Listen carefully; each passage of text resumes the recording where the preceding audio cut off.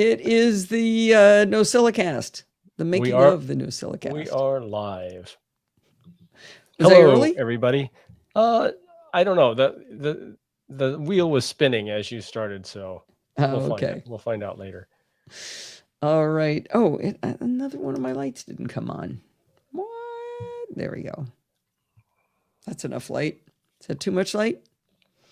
It looks pretty good. All right. Well, where's Al? Where's our roll call? It's 5 o'clock. You're a little high in the camera there. Oh, it's because I'm sitting on my foot. Oh. I'll sit back down where I'm supposed to be. All right, Jill pulled up roll call. Girls are having to take over here. Oh, YouTube started when you said the word spinning. That's good. All right, let's see. We've got Seamus and Brett and Jill and Lindsay and Ed and Rose and Rick, Sandy, Mark, Michael, and Zappery was here. Oh, John snuck in right at the last minute there. And Rick's got the other roll call. Rick has the standardized. That's good. We have the standard and the alternate as well, so that's good. All right. We've done our audio check. Everybody knows their roles, if you'll forgive the pun. And let's see. Let me do one thing here. Hopefully I'll remember. All right. Roll's good. If I don't remember to explain that the chit chat was broken, remind me. I think I'm ready to go. Steve, you ready? I'm ready. All right, here we go. Drink of water first. Because I've managed to still have a gravelly voice. Hi, this is Allison Sheridan of the NosillaCast podcast, hosted at podfeet.com, a technology geek podcast with an ever so slight Apple bias. Today is Sunday, February 19th, 2023, and this show number 928. Well, we have a fun show today. We've got the last interview by Bodhi from CES, and he did a terrific job with it. Also, I love his intro. It's so funny. Anyway, then I'm going to tell you about a neato portable USB-C display that I got recently, and then we have security bits with Bart Bouchatz. And it's not even a depressing security bits. Oh, you were in the wrong room. Yeah, that's what Sandy noticed. All right, so let's see. Chat. Okay. Oh, no. Got to go this one first. Got to get my chapter marks. So sad. I need to make time to work with Grumpy to fix that chapter mark. Paste. There's a new version of Hindenburg coming out, and I wonder whether they fix that problem for me. I've had the bug report in that they don't do their standardized thing. Oh, save, add a chapter mark. There we go. Got it. Thank you. Okay, now I can switch to this.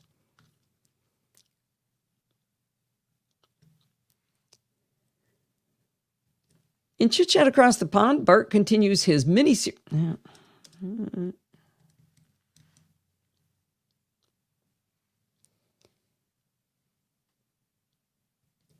In this week's Programming by Stealth, Bart continues his mini-series on shell scripting by teaching us conditionals in the shell. In order to explain why conditionals are a bit odd in shell scripting, Bart first walks us through how it was originally done, and then he shows us the evolution to a much better method. It's still weird, and many things are the opposite of what you'd expect, like how 4 is actually greater than 10. Not really, but that's what it looks like. Anyway, he gets us there in the end so that we do understand it. Now, I was most excited to finally learn what phi means, or phi, which shows up in shell scripting, and I'd seen it before in AppleScript, and now I know what it means. You can find Bart's fabulous tutorial show notes at pbs.bartificer.net, and of course, you can find the show in your podcatcher of choice. Now, you may have a problem with the download of this episode. I did my original recording, I uploaded it, did all the auphonic leveling and everything, and it got FTP'd up there. And before I published, I discovered that there was a mistake in the audio. I hadn't dragged one track to where it should be, so it was a mess. But I didn't publish the show. Now, when I tried to publish the show, I ran into all kinds of grief with Libsyn, who has this really weird FTP thing they do, and the interface is terrible. And they kept telling me I already had the episode up there, even though I deleted it. And I got it fixed last night, and it was working just fine. And then this morning, Jill of Kent and Dorothy both notified me that it was broken. I don't know why, but I did it a third time, and then I think that it has worked. So if you don't see this episode in either the Chit Chat Across the Pond feed or the Programming by Stealth feed, just delete the episode and then refresh and pull the latest one, and it should be correct as long as Libsyn doesn't delete it again. It is also interesting. Hang on, winging it, but let me fix this. It is Helma. On the topic of Chit Chat Across the Pond, Helma helped me do something I've been wanting to do for a long time, and that's to create a table of every single episode of Chit Chat Across the Pond Light and who was on it. That way I could do metrics of how many times people have been on and that sort of thing. And I thought I've always wanted to have that, some record of who did I have on Chit Chat Across the Pond Light. Anyway, when I went through and did it, I thought something was wrong with the way we had extracted everything from the database, because when I looked at it, it said I haven't done any Chit Chat Across the Pond Lights in 2023. That's because I haven't done any Chit Chat Across the Pond Lights in 2023. I have 3 or 4 ideas of people I need to ask to be on the show, and I will be having Chit Chat Across the Pond Light. I just haven't done it yet, and I'm not going to do it next week, so I promise it will come back. I don't know why I just stopped doing them for a while, but I will be back with more Chit Chat Across the Pond's Light. Okay. Wow, that's quite an intro to Chit Chat Across the Pond. Yeah. Okay, now I can close that one, and we'll go. I don't have to introduce Bodhi because Bodhi does it. Oh my gosh, this is just such a great, just only Bodhi. I love Bodhi so much. I just can't get enough of him. Let's see. Actually, I'm gonna do MediSync, and I'm going to steal his link to. Oh, come on. Did I really not put that in there? It's there. Oh, copy link. Yes, thank you. Okay. There.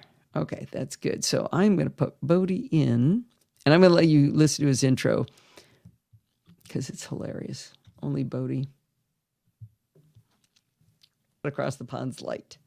Salutations, everyone. A little bit more gap and slide him over just a smidge. I will be back with more Chit Chat Across the Pond's Light. Salutations, everyone. This is Bodhi, or I am Bodhi. We are Bodhi. I'm not really quite sure how to do introductions for podcasts. Anyway, I have an interview for you today that not only is very interesting, it was particularly interesting to me because I have a family history of Alzheimer's, Parkinson's, other brain diseases. And I'm going to be honest, my older family members have not successfully avoided getting these diseases. And there's some that are even tracked by the University of Washington. So, yeah, that's fun. That's fun history to know. Anyway, I interviewed Cody Newman of iMediSync about their new wireless dry EEG measurement and therapy device, the iSync Wave. iMediSync claims that the device can help in early detection of Alzheimer's and dementia, which, as I said before, that runs in my family. It was something I was very interested in. Before we get to the interview, I just want to explain a few things. Starting with EEG. EEG is short for electroencephalogram, and that measures. Okay, I'm going to stop us there. I just love the way Bodhi does his introductions. He just slays me. I'm going to give another link here. I changed the link, Steve. There's an English version of the of it. So, all right. No, it still came out in Korean. Oh well. If you look at it, it's in English, so, but just the preview is weird. Okay. Cancel. I'm saving the wrong document. Okay, I'm trying to hit save. Okay. It's a great interview. It's really, really interesting. It's about actually, I'm going to do a little thing. It's a helmet that you put on that gives you an EEG, a dry EEG. So instead of having to have electrodes glued to your head, it gives you an EEG without it. And it supposedly can detect Alzheimer's, which I find really weird, or at least early onset dementia. Oh, we got another Mike. Grumpy. Oh, Mike, there he is, sneaking into class. He's late. You know what that means. You're buying drinks next time. But if you go back and admire the picture of Sienna being adorable watching the show, then you're forgiven. Telling my Jill says. You totally did. Oh, Sandy told. Okay. Well, yeah, but you got to say she's adorable, and then you're forgiven. Okay. I'm going to do a little more recording before I add a chapter mark. NC.com. Well, thanks so much for this, Bodhi. Like you, my family is riddled with Alzheimer's, so I'm pretty interested in any new developments. I was reading some of the material on the iMedisync website, and I found something that I really appreciate. They specifically say that their data set takes sex into account, meaning they can view the data about your brain relative to your sex. Over the last 50 years, we've only done research with male data on most drugs, and they're finding out that, shockingly, women are actually different from men. I mean, who would have expected that? But it isn't just male doctors doing that, all male researchers. It's male and female researchers have only researched drugs with respect to men. So finding these new tools that are looking at going, no, we need to analyze things based on your sex as well. And they actually had people of different color too. So I think they might have a bigger data set than they even said. But I definitely want to keep my eye on this tool as they get approval. Also, please always keep your goofy intros, no matter how serious the subject is. You always make me laugh. All right. Okay, there she is, totally adorable. There you go. That's what we were looking for. Oh, and I think there's a Z in Alzheimer's. I'm missing the Z. Oh, come on. There you are. Okay. All right. Now let's copy this. I need to make a play date with you, Mike. Or actually, can you send me your original script one more time? Because I'm now using version control. I've got Git doing version control on my Keyboard Maestro macros, but I wasn't before, so I have no way of looking back and seeing what this script looked like originally. And then when I can't figure it out, I'll bother you with a play date. Or we could just do a play date. That's always fun. Oh, let me get my visual aids ready here. So this is what I'm going to be talking about. This is going to be one thing here. This is the handy dandy case. And this is a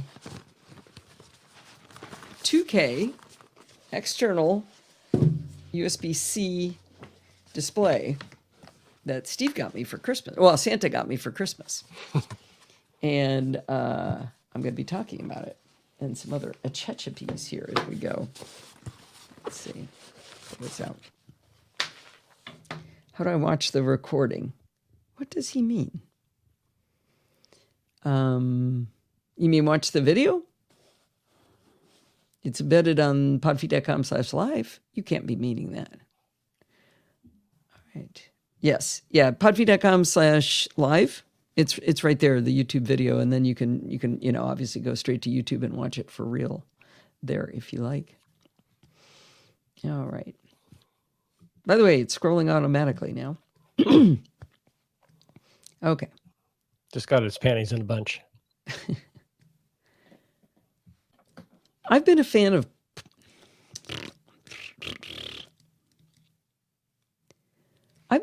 of portable USB-C displays for quite a while now.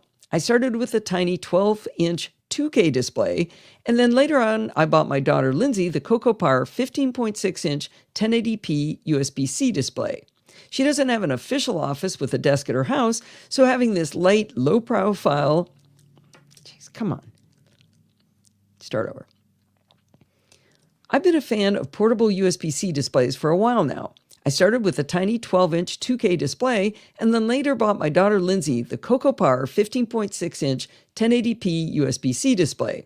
She doesn't have an official office with a desk at her house, so having this light, low-profile, portable external display is ideal for working from home. Now, she works at a company where their labs and processes are often audited by potential customers, which means a day or sometimes two in a conference room fetching documents and explaining these processes. She started bringing the CocoPar to the audits, and everyone was amazed and delighted that such a thing exists. She kids that she should get a commission on how many of them she has actually sold because of her demonstration. Gravelly voice, gravelly voice, gravelly voice.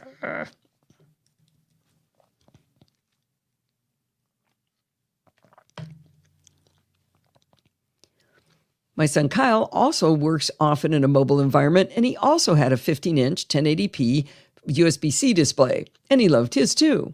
After watching how useful these are, I asked Santa for a CocoPar, and it has been a very delightful tool for me. In particular, it's super useful to me when I do the live show on the road, where it's not possible to have too much screen real estate. You always need more. Now, as delightful as my office is, with a fabulous chair and a giant 32-inch 6K display and all my tools at my fingertips, I find that I spend too much time in my office. Sometimes my mind gets numb and I need a change of venue to just freshen it up.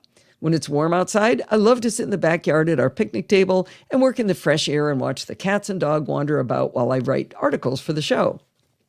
Now, I've tried using my 12.9-inch iPad Pro with Sidecar as an external display, but the wireless connection between it and my MacBook Pro seems to be unreliable. When it's wired, the iPad Pro charges itself from my laptop, draining it super quickly. But in any case, not but.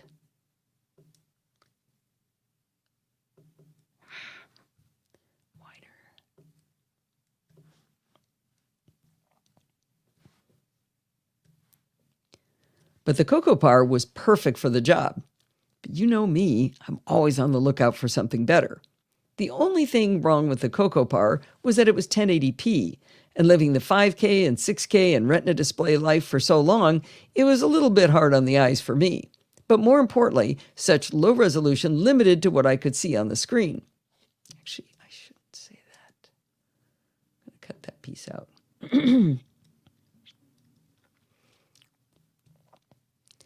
I found, and Santa delivered, the KYY 15.6-inch 4K portable monitor. Now, I'll start with the pricing because it will encourage you to consider this display and keep listening. Currently, the CocoPar 15.6-inch 1080p display is $200 on Amazon. The KYY 15.6-inch 4K display is on sale for $240 on Amazon, just $40 more. Now, Jill let me know this week. Right now, right at the instant when I'm talking, there's a $20 coupon off, which brings it down to $220. So it's not very expensive. The KYY 4K display is simply gorgeous. It's very bright at 400 nits peak and has a 1500 to 1 contrast ratio, and it supports HDR and has a 60 hertz refresh rate. Now, often these external displays can be made bright, but they start out dark when you first plug them in, and you always have to fiddle about with the controls to bring them up. But the KYY is bright immediately. I love my displays always at full brightness, but of course, you could turn it down if you prefer. Now, if you do want to fiddle with the brightness and color profile and other things, you absolutely can. There's a toggle button on the left side to get into the screen controls, and a second button to use as a selector. You can even create a user profile for, say, red, green, blue, how much of each you'd like, and then you can choose between two profiles, one for warm and one for cool. So overall, you actually get three. There's user, warm, and cool. The best part of the controls is that they stick after you unplug the screen. I set mine to 100% brightness, I unplugged it, and when I plugged it back in, it was still at 100%, and it had the user color profile set the way I like it. Cough, cough, cough, cough, cough. All right.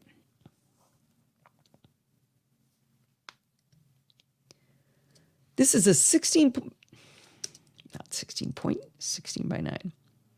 This is a 16 by 9 display, and it's 3840 by 2160 resolution. Now, using system settings to change the resolution of the KYY, the default shows as 1920 by 1080. But remember, it's a 4K display, so it's actually using 4 pixels to make each point on the screen. This means the text is super clear and crisp, and the graphics look excellent. I had it set up side by side with my 14-inch MacBook Pro when we were at Lindsay's house for the live show, and Steve looked at it and said he thought, if anything, the KYY display looked better than the MacBook Pro display. I'm not sure I'd go that far, but we can definitely say that it looks great. Now, connectivity is important, of course. The KYY has 2 3.1 USB-C ports, and I can use either to connect to my Mac, with the Mac providing power to the display so I can be truly mobile. Now, when I'm on the road, I often need to plug in a lot of devices, and since Apple, in their infinite wisdom, took away one of my USB-C ports, I can actually run out of ports when I'm on the road. But here's the cool thing about the KYY 4K. I can connect the KYY display to power via USB-C and run another USB-C cable to my Mac, and the KYY display does power pass-through to the Mac. So I actually gain back a USB-C port if I need to use power. Now, if you're of the HDMI persuasion, the KYY also has a mini HDMI port, and it even comes with a mini HDMI to full-size HDMI cable. I find it offensive that my laptop comes with HDMI now, so I always use USB-C, even when it would be more convenient to use HDMI. I am really glad that it came with this cable, though, for when I need it. With USB-C and HDMI as options, the display works across newer Windows and Mac laptops, as well as older devices. They advertise it as being a great accessory to a gaming console. I'm not a gamer, so I haven't tested that out, but I bet it would look great. The crazy thing about all of these USB-C displays is how thin they are. The KYY display is about the same thickness and weight as a 12.9-inch iPad Pro. But the KYY is 15.6 inches diagonally with a 16 by 9 aspect ratio, so it's super wide, and that makes it feel even lighter because it's actually so big. Now, for those tracking details, the KYY display is 0.3 inches thick and weighs 1.7 pounds, while the 12.9-inch iPad Pro without a keyboard is 1.5 pounds and 0.25 inches thick. Allison's pod feed button it's backwards again. Whew. Thank you, John. Bye, John. I'm tired of my voice being gravelly. All right. I'm about to talk about the cover. So it's got this big floopy cover thing. Let's see.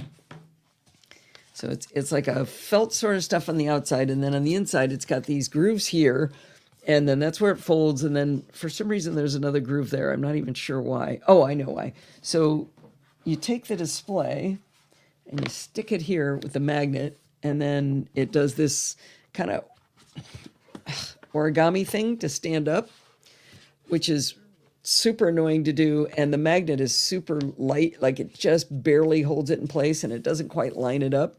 This is the only thing I don't like about the display that I'm about to tell you.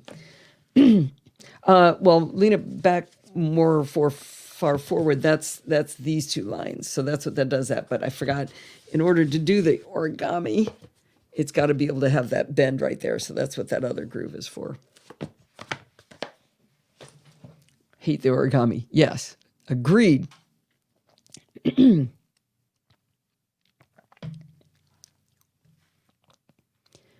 KYY comes with a cover, somewhat like the cover you can get with an iPad. It connects magnetically, and in an origami fashion is also the stand for the device. Now, the advantage of this kind of cover is that the display can stand in 2 different positions, an upright position or a more laid-back position, and it does protect the display. Now, the KYY in its origami stand position has a big area for support behind the display, but more importantly, a big flap out in front. When you're in a road warrior environment, the last thing you have is gobs of extra table space. It's only a slight annoyance, but the magnets are also not quite as strong as I'd like them to be. So as you're flipping it around to be a stand, it has a tendency to fall off. When the cover is closed, it does feel secure, though. The Cocoa Par, in contrast, has a stand, a kickstand on the back, rather than one of these floopy cover stands, which means it took up far less desk space when it was standing, and I really liked that better. Now, a lot of people like to have an external display set in portrait mode for reading long web pages. I just kind of rambled right into that as though it was part of the same thing. A lot of people like to have an external display set in portrait mode for reading long web pages or editing text documents. The KYY supports 90-degree rotations, so you can put it in portrait mode for just this purpose. Using displays and system settings, I chose 270 degrees, which allowed me to prop it up with the origami cover with the cable coming out of the top. I could definitely see the advantage of having large documents in portrait mode. That said, it was pretty precarious using the origami cover like this. It did stay upright, but I think a stiff breeze might have knocked it over. If you have a need for portrait mode, you might want to come up with a better way to prop it up. Now, you might be wondering, what did I do with my lovely CocoPar? It turns out Kyle's wife traveled with his USB-C display, and sadly, the CocoPar did not survive the trip. Wait, it wasn't a CocoPar. Now, you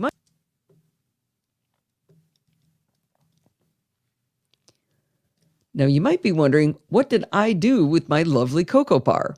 It turns out Kyle's wife traveled with his USB-C display, and sadly, the display did not survive the trip. When Kyle learned that I was going to be getting a new display from Santa, he happily took over custody of the CocoPar, so now everyone's happy. Speaking of protecting the display, the CocoPar came with a perfect case to protect it and to carry a couple of cables. The KYY only came with the origami cover. I knew that wouldn't do for traveling, so I went on the hunt for a good case. I found the $28 Losong protective carrying sleeve that is designed specifically for 15.6-inch portable displays. So add that into the cost when you compare it to the CocoPar. The Losong protective carrying sleeve is super soft inside with protective padding, and the best part is it comes in purple. It also comes in boring gray and black if you don't want any joy in your life. It has a zippered pocket to hold the USB-C and HDMI cables safely away from the screen. The bottom line is that I remain a huge fan of portable USB-C displays. They're relatively inexpensive, even for a high-resolution display like the 4K KYY. They give you screen real estate while traveling, and even if you just need a change of venue at home. If CocoPar made a 4K version of the display, I would have bought that in favor of the KYY because of that kickstand, but I'm still super happy with my new high-resolution 4K KYY USB-C display. I have an update. I was chatting with Jill offline. Got to get her whole name in. I'm saving. And it's purple, right? But wait, we have an update to this article. I was chatting offline with Jill from the Northwoods about the KYY 4K display, and I mentioned that the only thing I didn't like was the big flappy cover to hold it up because it takes up so much space on the table. She suggested, why don't you buy a travel-appropriate iPad stand? I had never even thought of that and didn't even realize these things existed. She bought the Amazon Basics adjustable tablet holder stand for a grand total of $10 to hold her external USB-C display. I looked at a lot of alternatives that looked more elegant, but they were all very heavy, which is the last thing you want with a travel device. I went with her suggestion, and it works great. This little plastic stand, when folded up, is 7 inches long and around an inch square. It opens up with 2 legs with notches flat on the table surface to hold the bottom edge of the display. The legs can be spread wide or narrow and detents to hold the position. You can even hear it. I'm doing it right now. The third vertical leg is what props up the back of the display. It has 2 elements so it can be bent into different positions, again with detents so it won't sag. There's a slightly soft surface on the third element to protect your device. At first, it looked too small to hold up the display, but it turns out it actually works perfectly. Thank you so much for the recommendation, Jill. This is excellent. So now this adds $40 to the cost because I bought a $28 case and then the $10 stand, so about $40 more in the end. But I'm really, really happy now that I've got a good stand that doesn't take up a bunch of space and it's protected in its case, and I'm happy with my KYY 4K display. There we go. Well done. So, open it up, and it goes like this. You can tilt this thing all different positions. I was a little worried this wouldn't go wide enough in the in the Amazon article, they show that this only goes 1 inch apart, which is like not right at all. Obviously, it can go a lot more. I think that's, 4 or 5 inches across. So it works well. And I don't have to do origami anymore. I'm trying to decide whether to keep this. I'll probably will keep this cover on it just to keep it more protected. But, oh, that's an idea. Oh, man, the Compass Pro. I have a Compass Pro. Dang it. Oh, I'm going to have to. I have one right here. Oh, for the love of Pete. That's probably, that's taller. If that works. I'm going to try it right now. I'm going to do another This Just In. Well, maybe Lindsay could use it. Well, she doesn't need it. Oh, for the love of Pete, that works. That's because the Cocoa Par works without it. It's got a kickstand, yeah. Oh, for the love of Pete, it works. I actually think I own 2 of them. I've had that sitting there. Oh, and I've got one too, I think. Oh, I see what's wrong. I don't have it pressed. Oh, wait, what did I just do? I just did something fun and made a display. Hang on. Yep. And that's actually flatter and easier to stick into the case. Okay. Wow. Oh, that is so funny. So that's, yeah. This is a completely redesigned. Maybe I need the new one. Okay, let's see if I can wing this one. So that was Mike Price. Okay, now for the real value of the live show is the live audience. After I finished describing how I bought the Amazon Basics stand that Jill recommended, Mike Price posted that 12 South, who make fabulous, beautiful things for the Mac and other devices, they have a thing called a Compass Pro. Now, the Compass Pro has been around for a long time, but they've released a new Compass Pro that is completely redesigned, and they show it holding up an iPad.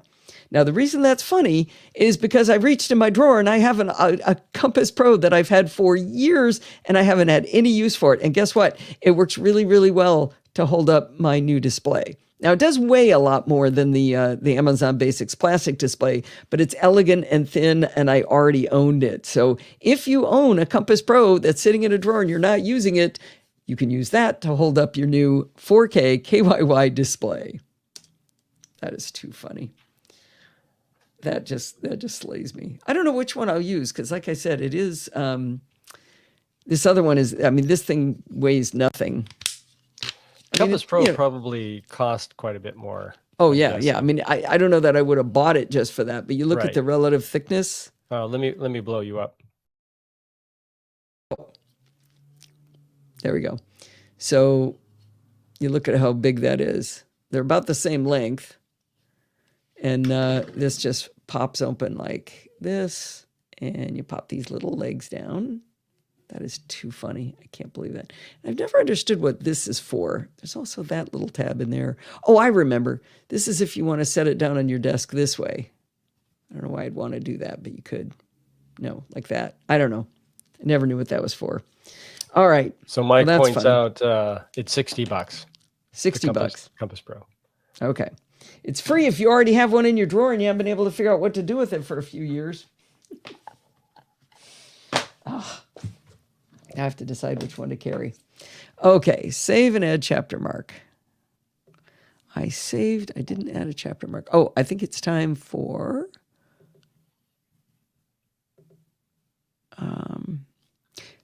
So this is going to be a short one unless you play some security bits. This will be a short show. Short from a... I'll probably manage to mess something up, right? Maybe. Now, Lindsay, I don't want you to like your Cocoa Par any less, but you might want to look at that one and see whether you want to recommend it to people if they want a higher res display. It's pretty nice and not much more money, except you got to buy a case for it, and then you got to buy a stand for it unless you already have a Compass Pro in your desk. Or you have a mom that has 2. Oh, yeah. Do you actually have one of these too? Do you, Steve? Do I have one? I thought I did, but it's going to be buried somewhere. I'll have to. Don't count on that. I think the fact that I knew exactly where it was, because it always bothers me that I can't figure out what to use it for. All right. Time for pledge break. Are you listening to this or reading it on the web and thinking, wow, the people who create the Podfeed podcast really do a lot of work to bring this awesome content to me? Do you think about how web hosting costs money, and database hosting costs money, and blog themes cost money, and lighting and microphones and computers cost money? Well, if you've been wondering how could you possibly help offset these costs, please consider going to podfeed.com/Patreon. Here's the cool thing about Patreon. You get to pick how much to donate. You can choose $1 an episode of the NosillaCast. But if that's still too rich for your blood, you can change the monthly max to $1. Just $1 a month. Think about it. And you get all of the shows. I only charge based on how many NosillaCasts I do. Now, you got to admit that you get at least $1 worth of knowledge or entertainment out of the NosillaCast, chit-chat across the pond light, and programming by stealth, right? Well, you can follow the link in the show notes in your podcatcher of choice to become a patron and earn my unending thanks. I have a knockoff really old version before 12 stuff. $1 sure? Far more than $1 worth. All right. Save. And security bits music. Oh, I'll show you how I messed up the show. That'll be fun to show you. Okay, so okay, good. You got a big screen, right? So this recording is me and Bart, recorded by me. And this recording is me and Bart, recorded by Bart. Oh, do I see a plink? Yes, you do see a plink, and I could play that for you, but I need to split the tracks first. So what I do is I select the track, and I use Option T to split the two tracks because it's stereo. And so this track is me, this is Bart, this is Bart, this is me. So this one's me, the bottom one. So what I want to do is get rid of me on Bart's recording, and I get rid of him on my recording. Actually, first I want to line this up so that it looks about the same, and that should be about right. So then I get rid of me on this recording, and then I raise this up, and I put it about where it should be. And you played the plink. And I'm going to play the plink. Don't talk over it. Blink. There you go. Blink. Okay, always get better twice. So then I kind of grab it like this, and I cut those two so they're about the same, and then I listen, and I make sure it's lined up. Well, we're on our game, right, Bart? Oh, sure. I have great coverage of all of the security news. There is almost none of it. Oh, I think a little bit. Oh, well, good, right? Yeah, I was saying to you, did I get bumped to another show? Okay, maybe partway in between those two. There we go. Yeah, about there. Okay, so now I've got it all lined up. Now notice right here how there's a gap. So the last thing I'm supposed to do is select both of these and then slide them over so that they're over the music. I didn't do that in Chit Chat Across the Pond when I did our programming by stealth. I never slid it over, and these were actually like over here. So it was like a full minute of gap between the music and when we started talking. And that's why I had to re-upload, and that's why everything went in the pooper. Plink. Garbage disposal freshener. Did you actually see that in the at the grocery store? That is too funny. Oh, that's hilarious. Okay. Anyway, now you know how I screwed it up. Okay, let me check these connections here. Unending thanks.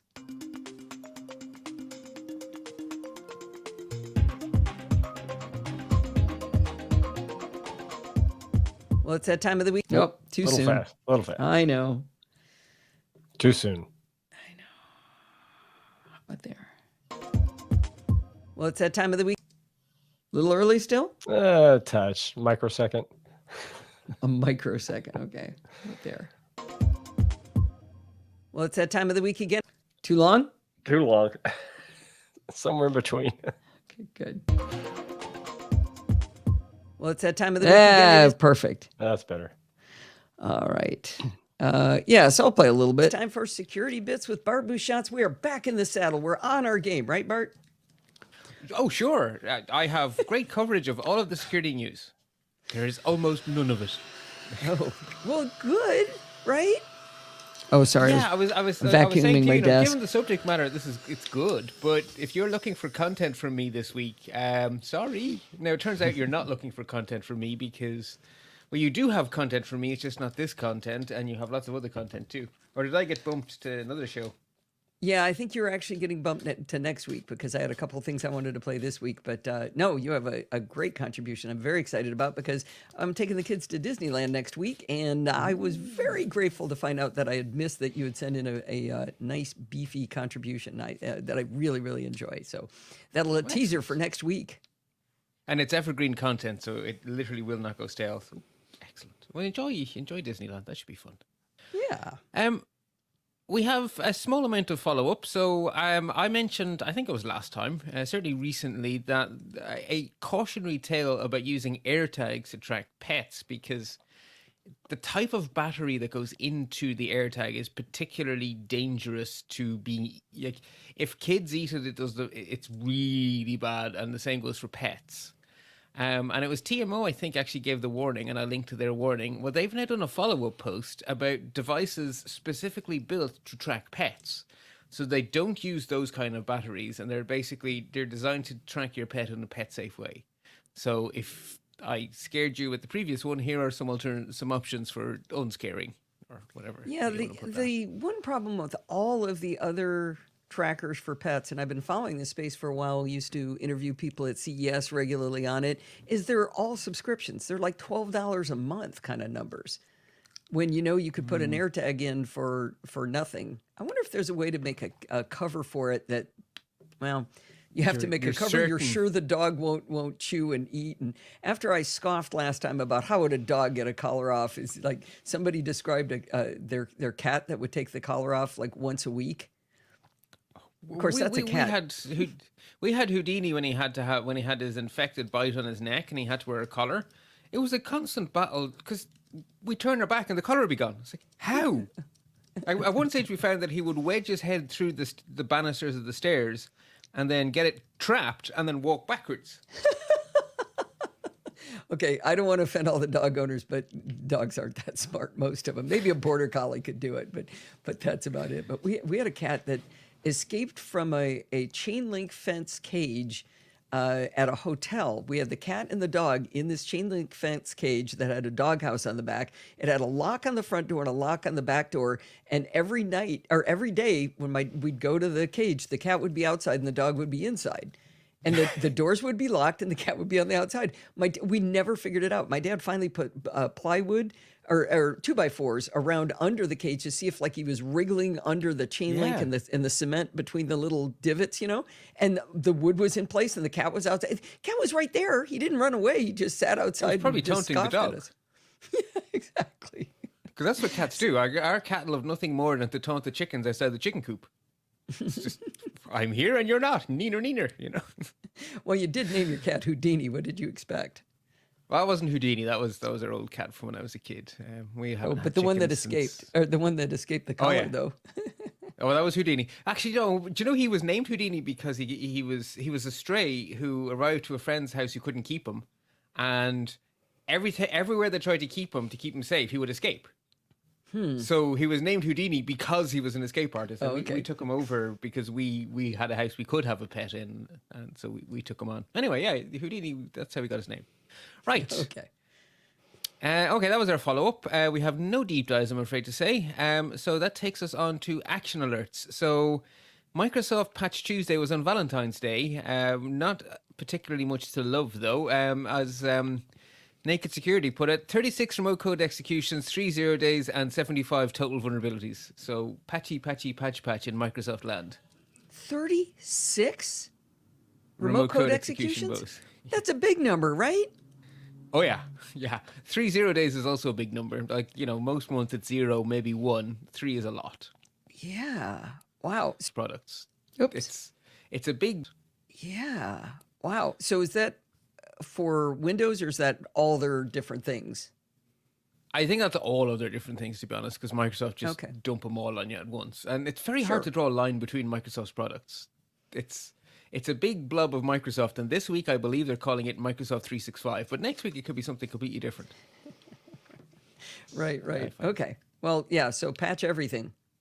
Anything that asks you for a patch. Side, and if you're on the Mac side, do the same, because we have iOS, iPadOS, macOS, WatchOS, tvOS, HomePod software, they all got serious security fixes, including some stuff in the kernel, including 1 0 day. So we're 1/3 as many 0 days. And I think that 0 day is a remote code execution bug, if I remember it is, correctly. and it's in WebKit, which is a particularly bad place to have a remote code execution bug, because that means nefarious advertisements could theoretically get you. So that's patch for sure on that one. All right. I'm calling it. All right. I'm just looking at my schedule of everything else I still got to do before Lindsay and the kids get here. It's going to be tight. Save at a chapter mark. Okay. I think I am done with, let's see. You got to ask us to count them too. Hold 2, on. 3. I just see support the show. I don't see. Good job. I do not see it. Okay. Come on. How do you get to it? All right. I didn't do one. You probably told me to. I'm sure Rick did. I'm sure he did. Let's see.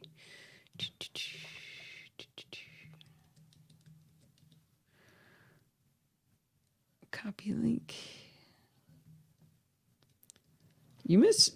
We did the plank. We did the ad break. You weren't paying attention, Al. We did the plank twice, no. in fact. Isn't that Rick's? I think Rick got it.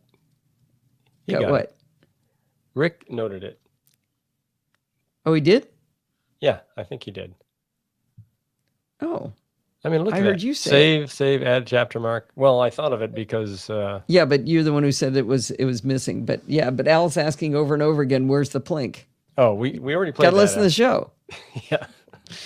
That's where it comes from. You're talking like Steve, who always asks me when it's already there. That means All right. you weren't listening to the show at the time about 10 minutes ago. Okay, here we go.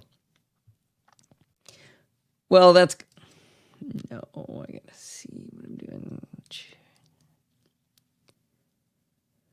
Well, that's going to wind us up for this week. Did you know you can email me at allison@podfeet.com anytime you like? I even answer people. If you have a question or a suggestion, just send it on over. You can follow me on Mastodon at podfeet at chaos.social. And of course, there's a link in the show notes. Remember, everything good starts with podfeet.com. If you want to join in the fun of the conversation, you can join our Slack community at podfeet.com/Slack, where you can talk to me and all of the other lovely NosillaCast castaways. You can support the show at podfeet.com/Patreon or with a one-time donation at podfeet.com/PayPal. And if you want to join in the fun of the live show, head on over to podfeet.com/live on Sunday nights at 5 p.m. Pacific time and join the friendly and enthusiastic NosillaCast castaways. We missed you this week, Kevin. Thanks for listening and stay subscribed. Please, I'm begging you. You really need it? I deleted it. All right, let's see how that's for listening and stay subscribed. All right, how many chapter marks would you like, Steve? I would like, hold your horses. I would like 1, 2, 3, 4, 5. You can have 5 chapter marks. All right. Hey, we bought a new lamp for our living room. How many lights are there, Steve? There are 4 lights. Count them. Okay, let's see how long it takes somebody to put the GIF in. Yeah. Let's see, export. Has anybody got it? Jill's going to be the one who's going to know to do that. She'll know what it is. Oh, that's a different one. No, that's not what we were looking for. That's good, Jill, but that's that not works. what we were looking for. Any macros are in the iCloud folder I shared with you. Resend the link. Yeah, how do you find an iCloud link that's been shared with you? Where would it be? There it is. That's what we're looking for. All right. And Jason came right in. Sorry, Jill. Wow. Picard's really going for it here. Yeah, does anybody know how to get to an iCloud link that somebody sent you? How? How did they send it to you? It's an iCloud link. Did they send it to you in a text message? Did they send it to you in an email? No, the How point did you is receive that the it? iCloud link exists, and it was shared with me. Should I be able to find it even if I don't have the way they sent it to me? Oh, I have an I don't iCloud link shared understand. by Frank Petrie, one by Caleb Fong. Now, do you know what it's called, Mike? That might be... I see one from Stephen Getz. I don't see one from you. I have one from Lewis Butler. They do show. I'm going to show you. I'm going to stop sharing my screen and share a different window because this is interesting. This is educational. Let's try that. Nope. Oh, Forbes. Lieutenant Commander Forbes. That is a good shot. Don't cover that up. Yeah, that's a winner right there. 5 feet with Grumpy. Okay, so switch to, or can you let my picture in, my shared screen in? So you see, like down here, see GeoGency.band, shared by Lewis Butler. There's one here by Frank, one by Caleb, one by Stephen Getz. Oh, I didn't know it showed them like that. And that's another one by A.V. Alan Vickers. Boy, that's been a while. But I don't see the one you're showing me. Podfeet with Could it Grumpy. be inside of one of those folders, or would they be at the top level? They'd be at the top level. Be at the top level. Let's see. Podfeet with Grumpy. Hope it doesn't find anything creepy in this file. Yeah. I'm flying without a net here, kids. There it is. Ah. So where is it? Oh, it's inside podcast contributors. So it is not at the top level necessarily. Maybe you move it. Yeah. Okay. So now I should put the other ones in there so I'll know to look for it. Yeah. Perfect. Okay, good. I wanted to learn how to fish. All right. Now we're back to Forbes. Gosh, that was a good look for him. I can take you fishing. He even kind of has the head like Picard. Oh, he says I complain about his naming convention. It's what everybody does. People always send me links that are called For Allison. That's helpful for you, right? Yeah. That's going to be useful to me. How?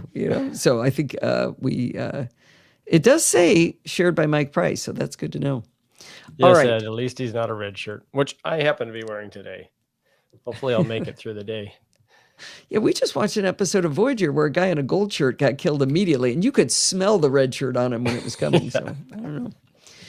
All right. Well, I think that is enough for tonight. I have a lot to do to get this show out and finish and write my article that I got to write for next week. So because I don't have any time next week and finish doing a video for Don. So I'm really busy. I got to go. Bye, everybody. Goodbye, Rose. Bye-bye. Kill it. Cut us off. I'm hanging.